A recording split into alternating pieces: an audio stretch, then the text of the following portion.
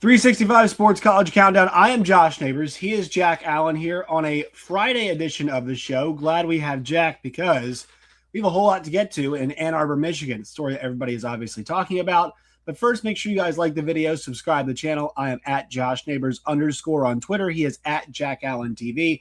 The show, I lost myself with my my mic. Let's see, I'm back. Good quality there. At CC Podcast JN is where you guys can find me or find the show. And then like the video, sub to the channel. We're also in all the places where you get your podcast. 5-star ratings are appreciated and suggested, but mostly appreciated. Okay, so the Michigan story has been bandied about several ways, Jack. I talked about it on my show the other night, and I think the one thing I said in the beginning is, like, this has been a crazy coaching cycle, and it's exploited a lot about the current system that we've created.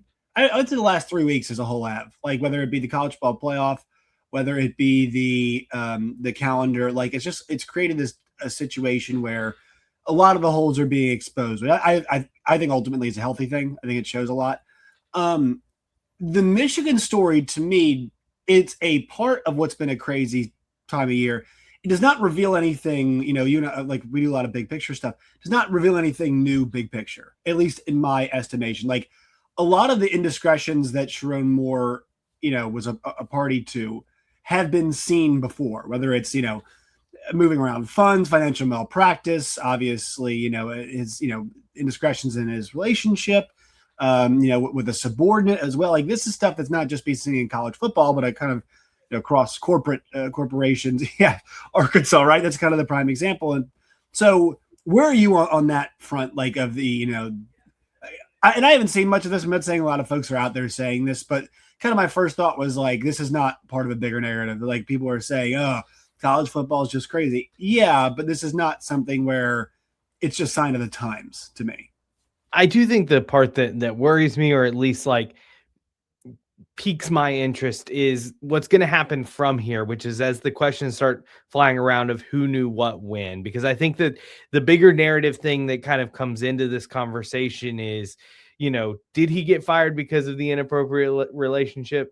Did he get fired because 9-3 isn't good enough to also have an inappropriate relationship? Because if people have known this is happening for quite some time, and it only took things spiraling out of control for things to finally go downhill for him and for him to finally get fired, like, it raises a lot of course, ethical questions, a lot of legal questions. But more than that, it kind of speaks to this winning over everything culture in college football that I think it kind of ties into these other aspects that we've talked about within all of this coaching mess, is that, there's so much of what you're looking for is wins at the end of the day. And a lot of places are able to overlook a lot of things in the effort of trying to get 1 or 2 more wins. And the question is, first of all, is it worth it? And number 2, like, how sustainable is that model? And I think Michigan saw it crash and burn through all this. Yeah, we've seen several examples. Obviously, one you're familiar with. You spend time in Waco. I mean, we saw this happen with the Baylor program, right? And we saw it at Arkansas. And I mean, a lot of folks now look back on that and they wish they hadn't, fired Bobby Petrino. But here's the part about that I think this situation does show. And I'm with you. I want to know who knew what when, right? Faulty timelines is nothing new, especially in our line of work, being given a timeline that doesn't quite make a whole lot of sense. And I think the timing of this has to be questioned, right? I mean, just the convenience of happening after Ohio State, after signing day, and all of a sudden you get enough information to make this decision. Well, and the fact that so many people have been saying, oh, well, we kind of knew about this. It's been rumored for months. Like, right. People knew things. Right. I find it hard to believe that everyone was just turning a blind eye to it. Yeah, I mean, it's the fact that, like, if this many people had known, and I don't think everybody says they knew, but, like, this many people knew, then there are people at Michigan who wanted this out, right? And that means, like, somebody had to start the dialogue about this situation arising, and you wonder who it was. I just cannot get down with the idea. And also, so I saw a lot of this yesterday on Twitter talk about the HR deal. HR needs to be present like all kinds of meetings. Like, I had a meeting where, my bosses needed a bit more out of me, and they had HR there just to document. Like, you don't need HR just to fire somebody. So the idea that HR would not be there for a firing is odd to me. I know football is a bit different, but if this situation is is quite literally an HR HR issue, right? Like, not like you didn't win enough football games issue. Like, this is the function of human resources, and that's why they are there. You want to get out of he said, she said situations, and like, you've got to have an extra witness present. And it's just even beyond the like, hey, you clearly knew he was in distress. You probably need some professional, like there, that's a human element to it. Yes. That I think that should have existed, but didn't. But beyond that, like you're saying, the legal aspect of just having everything on the record, having another witness, having someone there to transcribe what happened, like, that's the role of HR. That's why it exists, is to protect, in this case, universities, companies from getting sued by people who will claim wrongful termination or will claim whatever. Right. It makes no sense why there wasn't one in the building. And also, so to your point, I'll go back to the Petrino thing really fast. Like, people here, say they never should have fired him. The one thing that I think we need to be thoughtful of is like and we'll figure out, the extent of Sherrone Moore's mental issues. I mean, I'd be, if I had created the situation that he had created for himself, I would be stressed. I would be a lunatic as well. I'd be like, because that's just, I mean, you really put yourself in a terrible spot professionally, family wise. I mean, like, and it's a time bomb. I mean, it was going to go off, and like, once again, we'll see. I don't mean to speculate about that, but my whole point is that this is, as you said, a people issue. So like, Bobby Petrino showed up at a press conference. We laugh about it now, but like, that for him was a really crippling professional moment. And I'll give him credit for recovering, because I mean, that's a massive embarrassment. But I mean, to his credit, also, like, what other choice did he have? It's like, I have a skill and I should just keep persisting on, or else like I will end as a joke, right? That's kind of what he had to do. But this is the other side where like, Sherrone Moore is in some serious legal and reputation trouble here. And that is why, like, you don't allow people to like continue to be the coach. It's like, they're, as a person, they are so damaged, and the reputation is damaged, and they've damaged the university. And you are then talking about what kind of activity and behavior you tolerate as a university in the name of the Tax Slayer Bowl, right? I mean, we are like, that's in the end, right? Well, in this case, with Petrino's in particular, the hat was what was the Cotton Bowl or Sugar Bowl? Sugar Bowl? Yeah. Yeah. So in the name of the Sugar Bowl, what do we tolerate? And like, I mean, I don't want to ask myself those questions. Like, maybe put morality, but like, yeah, but like, these are public explosions. Like, this is not he said, she said, rumblings about this and that. This is like publicly just absolute nuclear bombs going off. Well, and we're about to have a court arraignment. We're recording at 11:50 on Friday this afternoon. This is something that's going, not just a Michigan issue. This is a, state of Michigan legal system issue at this point. The other piece to it is that, I mean, Michigan is a proud institution whose fans like to talk about how they are the moral good, and they're the ones who, we don't pay players. We do things by the book. Like, they're the moral good of college football. And so this is, especially at a place like Michigan, for something like this to happen, there was no coming back. Just because I think that, you work adjacent to a big Michigan fan who is on your station's airways today. Yes. And he, very much is saying that, Michigan is the embarrassment of college football right now. And that's not a position that they want to be in. Yeah, I mean, we saw what Texas did with Chris Beard, right? Like, they didn't want to have any of it. They didn't want to get into the he said, she said. They didn't want to get even in the neighborhood. Now, I think a certain element of that was like the folks at Tech had. I mean, it had been known that Chris Beard has had some issues, and I think folks in Little Rock love him, but I think it's because it was cool to have ULR winning games, not because it was like he was passing out at the Salvation Army, like passing out meals. But the point being there with this is that, these schools like Texas and Michigan don't want to have the embarrassment. And I think too, in the day and age where we really like put to the test like the idea of like guy does something wrong on Team X, so therefore Team X has to get rid of him, but Team Y can just scoop him up. It's like we believe in second chances, even though it's just like, hey, the other team, you just were an embarrassment on this team, and you got caught, so therefore that team has to release you, and now another team can get you.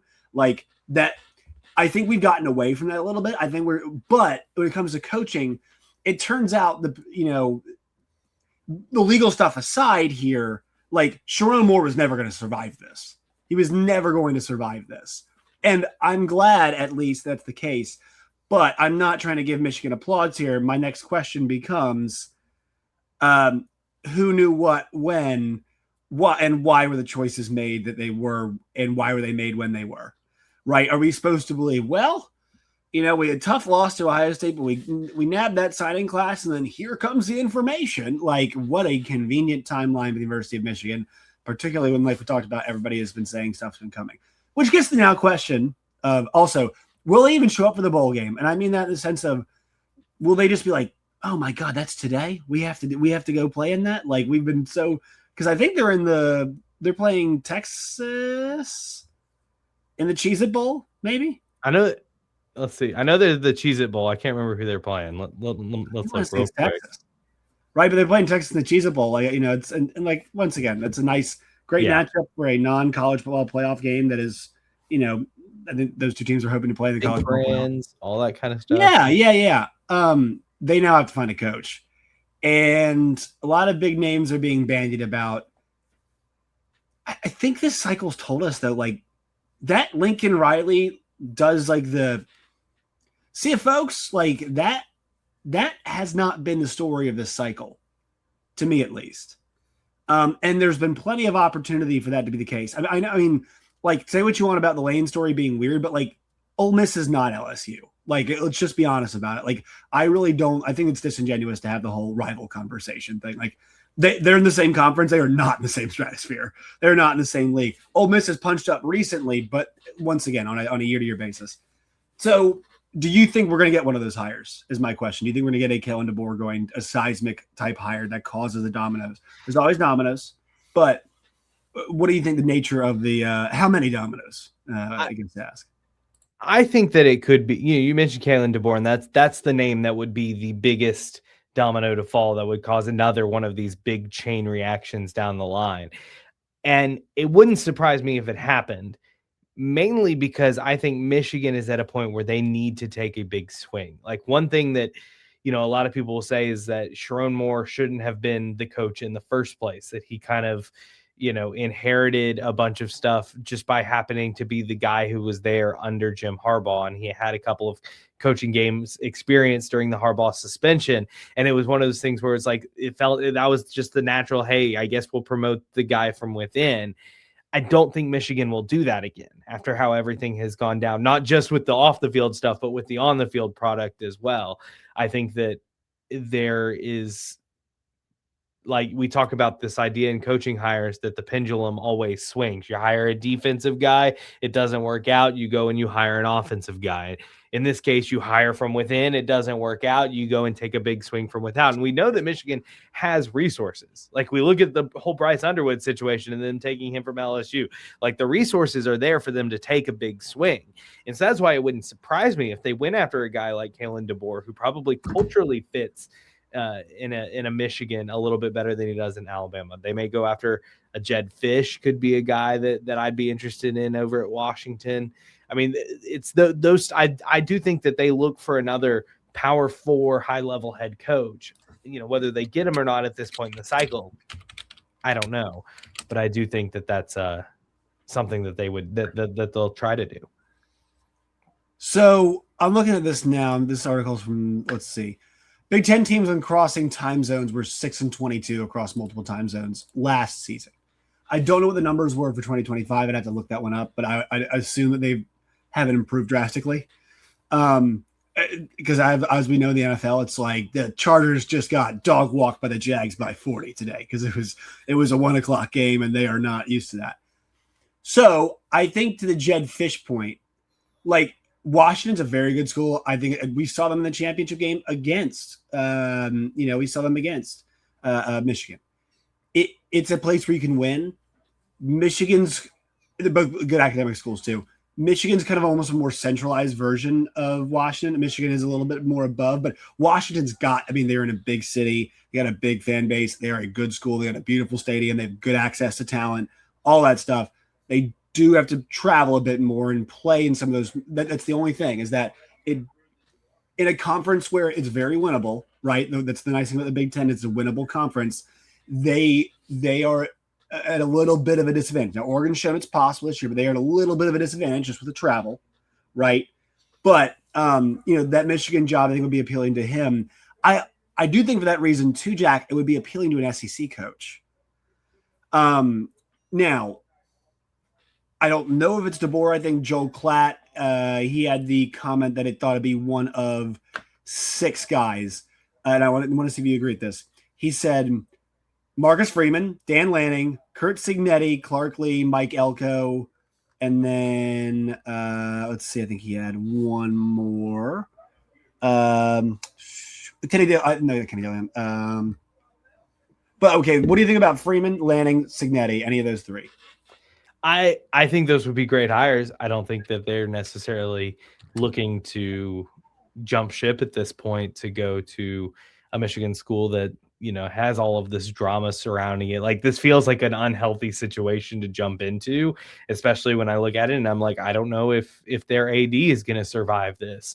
Like the alignment, looks like it's all kind of in flux right now. And if I'm somebody like a Dan Lanning who has everything working in the same direction at Oregon, like I'm not Kurt Cignetti at Indiana, like nothing about what I'm looking at in those situations says I want to jump out to coach it at a Michigan team where I don't know who my boss is going to be. I don't know what all of that's going to look like 1 year from now. Yeah, Ward Emanuel, I don't know if we're going to be seeing him as 80 much.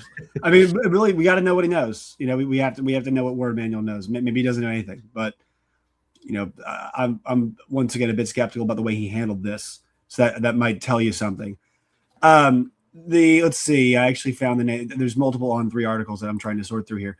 So he ended up saying Clark Lee, Elko, Kenny Dillingham. Those were 3 names that he had listed. And I think Elko. I think Elko's a good coach. I think Clark Lee. The one thing about him that I liked about him, Jack, is that he was adaptable. That was a big thing to me at Vanderbilt. He's very and look, Jerry Kill just goes places and becomes the assistant head coach and does really, really well. It's been a story. It was for Justin Fuente at Virginia Tech. There was a story, obviously. I think it was his best year at Jerry Kill. Saw it happen at Vanderbilt.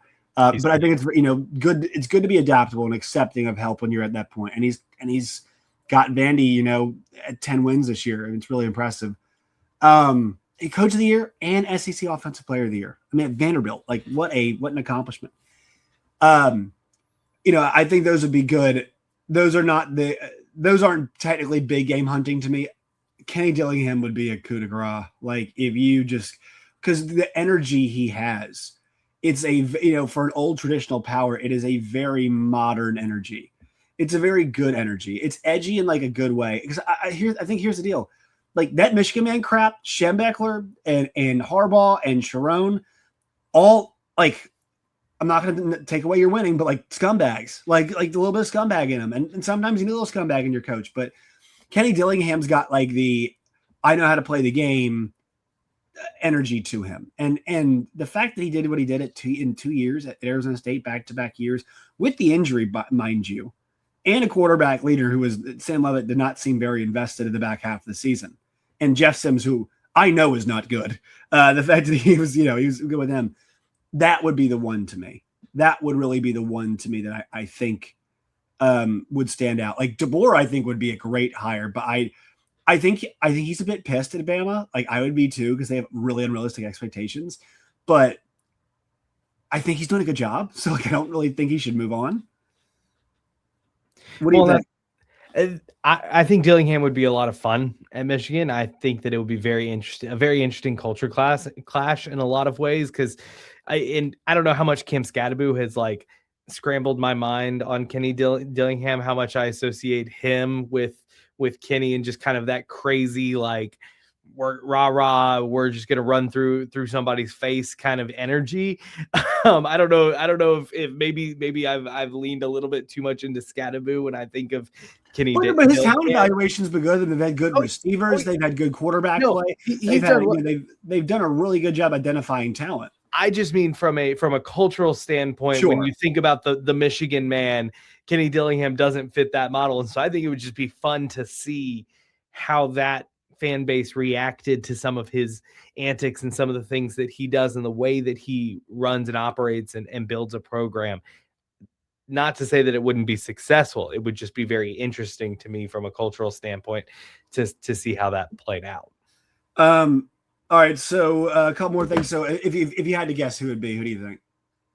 Right now, DeBoer. I like, honestly, like, I think that's the swing you take. I think Fisch would be my number 2. Just he's got Michigan connections. He has a history there, as an assistant. Like, I think that dark horse John Harbaugh would be the other big swing. Go for the other Harbaugh brother, guy who's got a lot of Michigan connections. I would not, but that is a bad situation in Baltimore.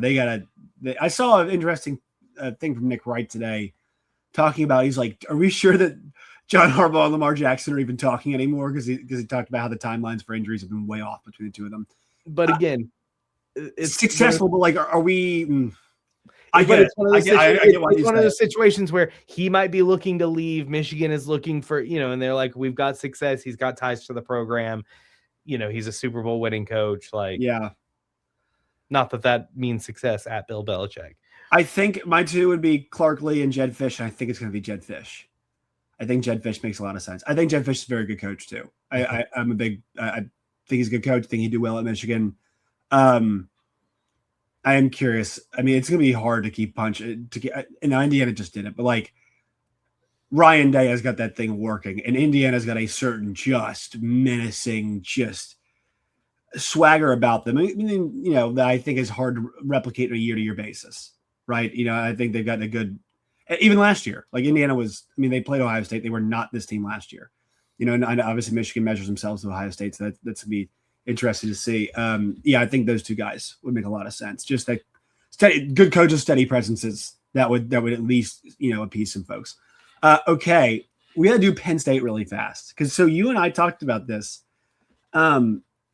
They ended up hiring the guy they should have originally started with. Like, because I don't think we've talked about this, but they end up getting Matt Campbell. And the idea that they had not called Matt Campbell earlier, like, I'm an Eli Drinkowitz guy.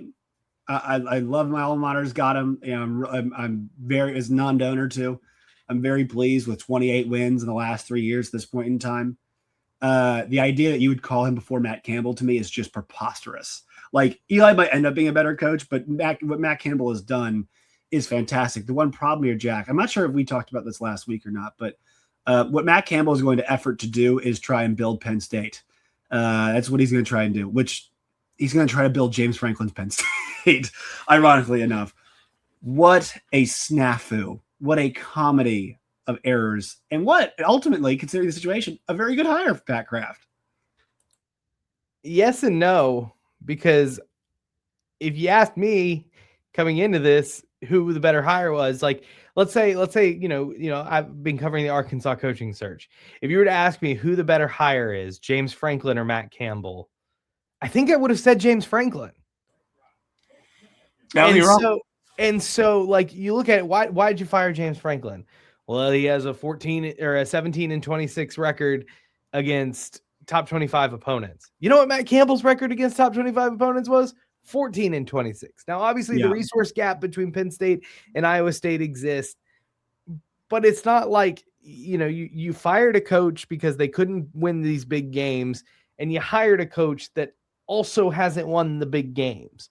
Like, the knocks you have against James Franklin are the same knocks you can have against Matt Campbell, and you could have done it without spending all of that buyout money, which I know wound up not being as much because Virginia Tech offset, all that kind of stuff. Still, you went through all this turmoil to get James Franklin 2.0. Yeah. And that's why, that's why to me, it did make sense to fire him as early as they did, especially but like you're still one season removed from a trip to the semifinals. Like, yeah, it should have been in the final. Like the reality is that you did all of this to end up with basically the same kind of coach. Hopefully the same coach.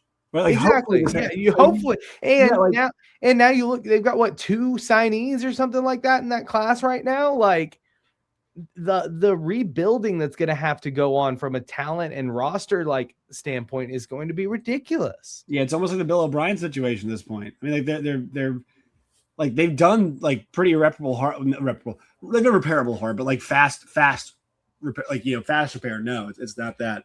Last thing, Jack, before we get out of here, did you see Bud Elliott mention the safety issue thing?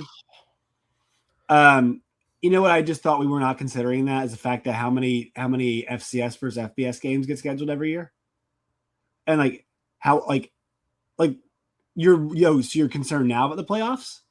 Like you aren't concerned when Marshall's taking on Ohio State in September. There's no concern then. But all of a sudden there's concern now. It's James Madison against Ohio State now. Like why are we concerned all of a sudden about this now? Because nobody complains when HBCUs. Southeast Louisiana plays LSU. We're not concerned. That's the reality, is that it was an offhand tweet that he didn't really mean that he does. It was in the podcast. Like, he mentioned it, I believe. I just like he tweeted about it. That's right. Yeah. I don't like it, it's such a garbage argument because at this, you like you said, you're scheduling these games anyway. So you obviously don't believe it because you're not complaining about them scheduling these games in September. So what's the difference in scheduling them in December? And then beyond that, like the top players in the G5, you know where they're playing next year? Yeah. Either the Power 5 or the NFL, because clearly it's not a safety issue. Like the reality is that yes, those G5 teams are probably outmatched. Yes, but guess what? That's the benefit of being the number 5 team in the country as opposed to being the number 8 team in the country, is that you get to play an easier first round opponent. Yeah. Like, and everyone forgets that the whole reason we have this format is because it took everyone agreeing as conferences on what this would look like. And it took negotiation and it took give and take. And you know what? The Big 12 and the ACC were also sitting there and saying, hey, we need to guarantee our seat at the table, because if we're not careful, this is just going to turn into the Big 10 SEC Invitational. And so the reality is that the whole reason we have this system in the first place is because people needed to negotiate and compromise and come up with something that everyone could agree with. We landed on this. And now all of a sudden, because Duke and UVA got in the championship game and Duke beat UVA, we all of a sudden because the ACC James Madison lost to Louisville. They have 123rd ranked schedule. Like they were easy to kick out. When you're like they were ripe for the pickings. But the problem is that like the ACC was so terrible. They could not get James Madison knocked out of the and they couldn't think far enough ahead to put together a tiebreaker system that would actually put them in a position to be in the playoffs. Like it's really simple. If they use the same tie-breaking system that the American did, guess what? Miami's playing for a title. Yeah. Then we don't have this whole conversation. Miami takes James Madison's spot. Notre Dame gets in the playoff. Boom, everybody's happy. You could honestly just take your 2 top. Like I know it might cause issues with tie breaks, but why not just take your 2 top teams in CFP rankings? Just do it. Bear with me, Josh, as I propose this idea that maybe conferences are too big, or maybe we should have these things called divisions, where then you get the 2 best, in their little regions within the conference. Maybe there wouldn't be as much travel. Here's the thing. Ultimately, like I was totally fine. Everybody's up in arms about what's happening here. Like, or I'm not even sure they are. Like, I'm fine with the way this played out. Yeah. I was Michigan. I was Miami over Notre Dame at the beginning, and I resent what they did. But like, the idea that like, well, BYU's between them, so we can't put them ahead. But like, ultimately, like they got the right 12 teams, in my opinion. If you want to argue about Alabama, Notre Dame, whatnot, like it's fine. But the committee already said they weren't going to penalize teams for playing the championship game, and you cannot penalize Alabama and how high unless you're BYU. You think so? I don't think that. I think BYU was out from the beginning, but I think that it gave them the excuse to kick BYU behind Miami. Yeah. And then Miami, because they were suddenly next to Notre Dame, flipped. Yeah, Um, they're setting it up. They set it. That's what they do these rankings. This is why they have to stop doing it every week. That's what I was gonna say. Is I don't have a problem with how things ended up. Like I think everything ended up probably as it should have. The issue that I have is that you kind of played this weird game in the weeks leading up to it, and then kind of pulled the rug out at the end. So Vince Gilligan, the creator of Breaking Bad, who's got the new show Pluribus, which I've not checked out yet, but I hear it's very good. One time said that he goes, as a writer's room for Breaking Bad, we really enjoy writing ourselves into a corner. We love the challenge of writing ourselves out. There is one group that does not share that sentiment, and that is the College Ball Playoff Committee. They are terrible. They're like, oh no. They're like, Hunter, here's what we're gonna do. We're gonna use some totally incongruous logic out there, okay? And just smile, say it with some confidence, and it's gonna be totally fine. All right, it's gonna be totally 6-7. It's gonna be totally fine. Yeah, that to me, I mean, that's the thing about it is that, like, it's hard to justify this stuff every single week, especially partially they do this is like, if you're going to use the rankings to help set up TV matchups, like, then you better be prepared for the consequences of you using the ratings for multiple reasons, right? Like, the rankings cannot be a vehicle for multiple things, because eventually those things will be like, and it's going to, blow up in your face. And once again, ultimately they got the 12 right teams, but that's not really the conversation we're having here. Like, because miss me with the 12 best teams crap. The NFL every single year, like, if you're going to do 12 best teams, that's fine. But guess what? The NFC South champion. I was going to say, I'm a New Orleans Saints fan. I know good and well that the best teams do not make the NFL playoffs every year. Yeah, and that's okay. Like, that's their system. And does anybody ever rail and be like, we've got to get rid of this playoff system that we have? Because you go back just 1 year ago in the NFL, Jack, if you go to the, let's see, in the playoff picture, the Minnesota Vikings were 14-3 and ended up being, they ended up having to play a road game in round number 1, right? Washington won 12 games, had to play a road game in round number 1. Green Bay 11. Those teams were all the last 3 wild cards. And you look up, and the 2 division winners above them, 10 wins and 10 wins, right? It's just the way it works sometimes. And, like, once again, James Madison's 123rd ranked schedule and 12-1 record was ripe for the taking. You could not present a team that was definitively better than that. That is on you. And also, it's a system you created, all right? So we don't need to amend it. It played out actually the way that you intended it to. They did not deserve to have a champion in. I think Miami does deserve to be in, but yeah, your team that was skating by the skin of their teeth, UVA, in overtime in a bunch of games this year, got caught in overtime, right? Oh, wow, the luck ran out. Okay, that happens when you do stuff like that. So I'm not, overly upset about this situation at all. And I think this was, I'm not sure we need to revise. Like, if you get a 16, that's fine, but can the conference title games then? Well, this whole G5 tournament thing that people keep on wanting to pitch, no one in the G5 wants. Why would they play this? Why would they play in that? Like, also, if half the players are going to be going up either NFL or go up weight class next year, like, oh, I'm going to go get hurt playing Tulsa, like, in what, the Fun Times Bowl? Like, no, yeah. It's like. Also, congratulations, you created the FCS. Yeah, like, let's just put them in the little kids table, like, in the corner at Thanksgiving. It's like.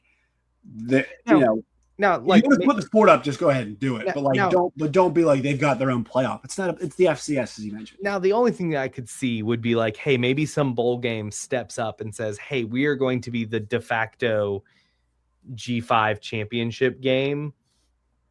You know what I'm saying? Like, hey, we're going to invite the 2. Now, I'm not saying like I keep the system as it is. I want to see a G5 team play a P5 team. That's what makes it fun. Well, yeah, but what I'm saying is like keep the system as it is.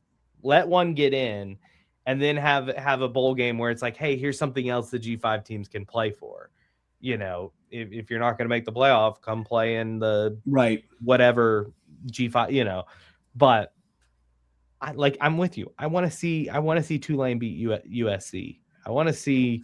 Boise beat Oklahoma. Like, these are the kind of games that happen and are fun and what makes college football great. And, the other fun part is, like, we were all tuned in to Duke, Virginia on a Saturday night, losing our minds because it had national ramifications. Like, that's what makes the sport fun. Is a and dumb game like that. Hit for it, man. They were fired up. Yeah. All right, Jack. Where can folks find you and your work in all of its variety? Jack Allen TV on the Twitter X machine, and then KATV.com. We just wrapped up our kind of Razorback basketball preseason. I know the season's already started, but kind of start of season special, some exclusive interviews, all that kind of stuff. So you can find that on our website, KATV.com. Awesome. All right. Like the video, sub to the channel, folks. Leave your comments as well. And we'll talk at y'all on Monday.